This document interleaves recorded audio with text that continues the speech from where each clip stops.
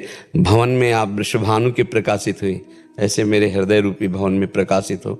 महारानी अब जिया नहीं जा रहा आपके बिना। हमें कुछ ऐसा लगता है कि इसी व्रत से जीव का परम कल्याण होता है। शारीरिक, मानसिक और स्वाभाविक हमारी एक एक प्रवृत्ति श्यामा श्याम में चली जाए, यही सब शास्त्र का स्वाध्याय, सब साधना, सब व्रतों का फल है। अगर ये फल ना आया तो सो सब धर्म कर्म जरि जाओ। जोग कुजोग ज्ञान अज्ञानु, जाने राम प्रेम परधानु। प्रेम नहीं प्रकट हुआ तो जीवन का कोई लाभ नहीं। क्यों महाराज, आपकी क्या इसमें राय है? रहते हैं जैसे घर वाले को पूछ रहे थे जी, तो इसलिए हाँ, इसमें खास बात यह है कि प्रातःकालीन बेला में तो कुछ ना लेना चाहिए, क्योंकि महारानी जी प्रकट होती हैं और प्रकट होने के बाद महारानी जी का अभिषेक होने के बाद उनका चरणामृत लेने के बाद फिर कोई और नियम धारण करने की जरूरत नहीं। जो प्यारी जी का भोग लगे चक पाओ। जैसे श्री कृष्ण जी का प्रादुर्भाव हो गया तो हम उत्सव मनाते हैं ना, 12 बजे के बाद फिर पंजीरी है, चरणामृत है सब। तो हमारी प्यारी जी का प्रादुर्भाव प्रातःकालीन बेला पर हुआ।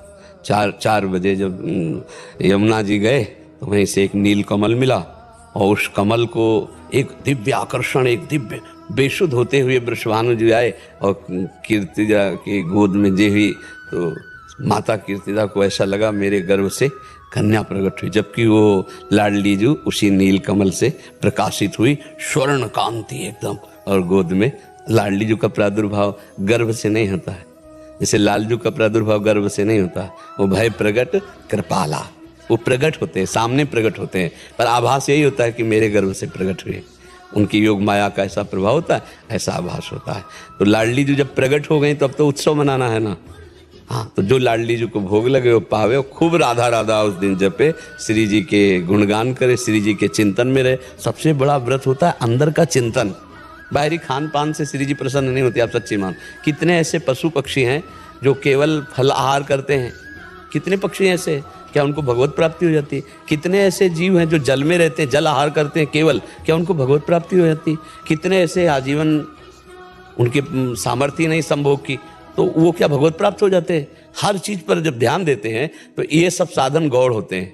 भगवान ने एकादश स्कंद में कहा, व्रतांश यज्ञ छंदांश तीर्था नियमा यमा यथा वरुणदेत सत्संगा सर्वसंगोपहिमाम। मैं किसी व्रत से वैसे अधीन नहीं होता, मैं यज्ञ से भी अधीन नहीं होता, मैं तीर्थयाटन से, वेद स्वाध्याय से, तपस्या से भी अधीन नहीं होता। जैसा भगवत प्रेमी महात्माओं के संग से अधीन हो जाता हूं, क्योंकि भगवत प्रेमी महात्माओं के संग से सीधे प्रेम, चित्त की वृत्ति का आबाद होकर प्रभु में लग जाना, यही भगवत प्रेमी महात्मा के संग का फल है। तो सब व्रत, सब नियम, सब तप एक फल है, हमारा चिंतन लाडली जी। उस दिन तो कम से कम लाडली जी का ही कीर्तन, लाडली जी का ही चिंतन चले तो वो व्रत हुआ।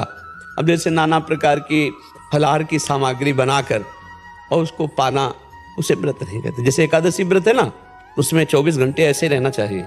एक बार जल और थोड़ा सा कुछ ले ले फल, नहीं तो जल से काम चला ले, मर थोड़ी जाएगा एक दिन में। तो ऐसे भगवत आराधना के व्रत किए जाते हैं जब भगवान प्रकट होते हैं, चाहे कृष्ण जन्माष्टमी हो चाहे राधाष्टमी हो। पर जब भोग लग जाए फिर उसमें ये ना देखे कि क्या भोग लगा है, ये प्रसाद पावे, को कीर्तन करे, को गुणगान करे। क्योंकि हमारी प्यारी जी का तो प्रातःकाल ही प्रादुर्भाव हो जाता है।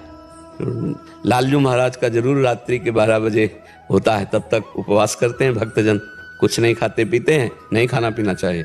और फिर जब प्रकट हो गए तो फिर उनका अभिषेक, चरणामृत, पंजीरी, जो प्रसाद मिले उसे पाके फिर कीर्तन करना चाहिए, रात्रि भर जगना चाहिए। तो हमारी श्री जी तो प्रातःकाल सुकुमार तत्व है ना, तो ब्रह्म मुहूर्त बेला पर प्रकट हुई। तो बस उस समय कौन खाता पीता है, उस समय प्रायः कोई नहीं खाता पीता। फिर इसके बाद जब अभिषेक हो जाए तो फिर चरणामृत लेके फिर लाडली का भोग लगावे आनंद से। और अगर ऐसा विधान करे कि भाई आज हमें नहीं पाना है तो फिर चरणामृत पी के ही रह जाए, दूसरे दिन फिर भोग लगा के पावे, ऐसा भाव कर ले। ऐसे ही कैसा है, हम सप्तमी की शाम से